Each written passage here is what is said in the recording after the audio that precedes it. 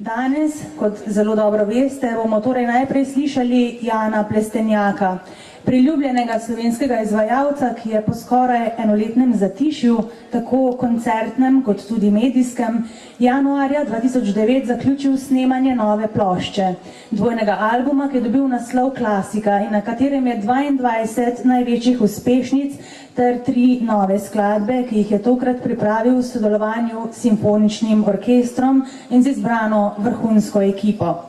Presežek tako v produkcijskem kot v osebnem smislu. O tem se boste lahko zelo kmalu kar sami prepričali.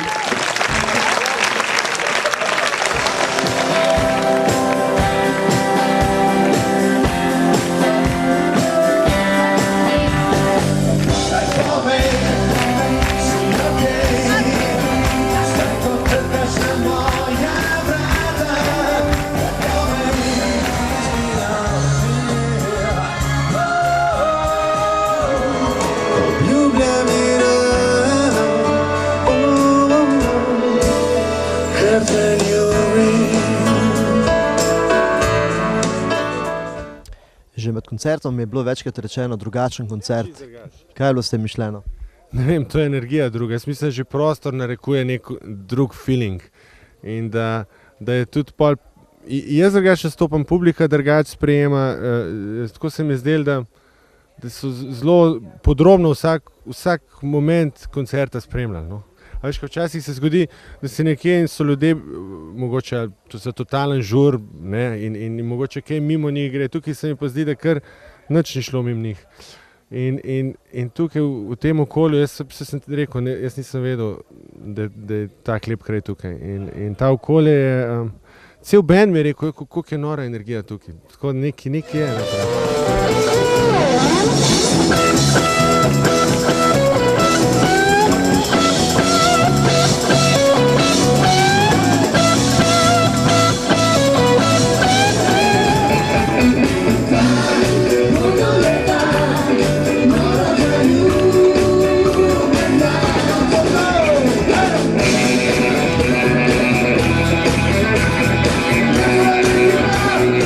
Band pomeni tudi nekaj novega, kar se simfoniko tiče, to je menda nekaj novega.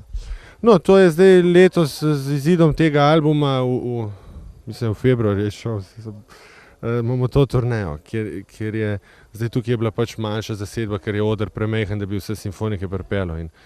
Ampak hočemo ta zvok, ki je na plošči, nekako ljudem čim bolj dosledno izvestno. Tako da je fajn ekipa, je pa seveda zelo zahtevno toliko ljudi uskladiti in danes tukaj je bilo zaradi tega deževja, je bilo toliko vlage v zraku, da so imeli tudi probleme z oglaševanjem, ampak je krasno izpadlo, tako da je fajn.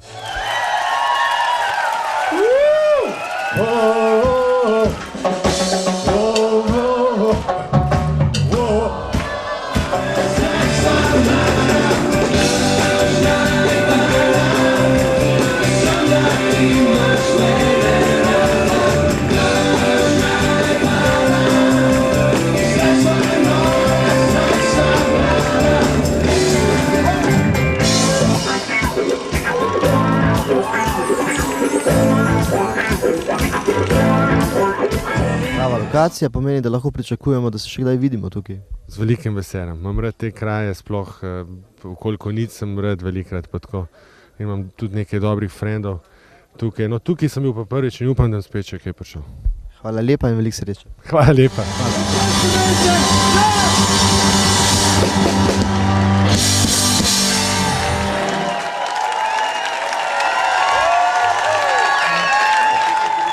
Letošnje leto je program poletnih glasbenih večerov zares vrhunski in ponosni smo na to, da nam je v Žičko Kartuzijo uspelo privabiti tako izjemne in atraktivne izvajalce, kot so Jan Plestenjak, Nuša Derenda, Etno klarinetno in Langa.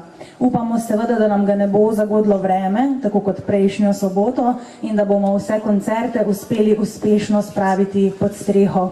V primeru slabega vremena jih bomo morali seveda žal odpovedati. Upamo na najboljše, mi pa za trenutek vzemimo pod drobnogled letošnje dogajanje tukaj v Žički Kartuziji. Čez en teden, torej 11. julija, bomo gostili Nušo Derendo in Zlobko Big Band.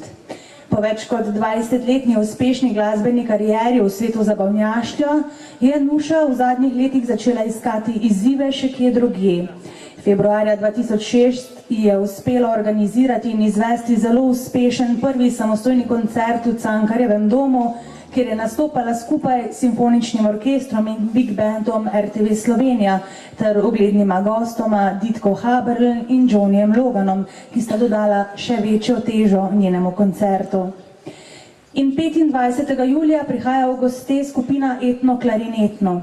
Klarinetist Andrej Zupan se je posvetil odkrivanju in izvajanju bogate balkanske glasbene folklore, posebno tiste z juga, ki se ponaša z raznovrstnimi ritmi in bogatimi harmonijami. S svojimi glasbeniki je dosegal uspehe in potrditve svoje glasbene ustvarjalnosti po vsej Sloveniji in tudi zunaj naših meja. Zanimiva glasbena skupina Etno Klarinetno jo izvaja avtentično in v izvirnih jezikih, kakor so srbski, makedonski, romski, ruski, turški, grški in tako dalje. Letošnjo sezono poletnih glasbenih večerov v Žički kartuziji pa bomo tako zaključili s koncertom skupine Langa. Na letošnji Emi je Langa, kot veste, zasedla drugo mesto. Skupina Langa deluje od leta 1997 dalje, nastala je v romskem naselju Pušča pri Murski Soboti in je po ocenah poznavalcev trenutno najbolj avtentična ciganska akustična glasbena skupina v Sloveniji. Repertoar skupine obsega cigansko, etno in avtorsko glasbo.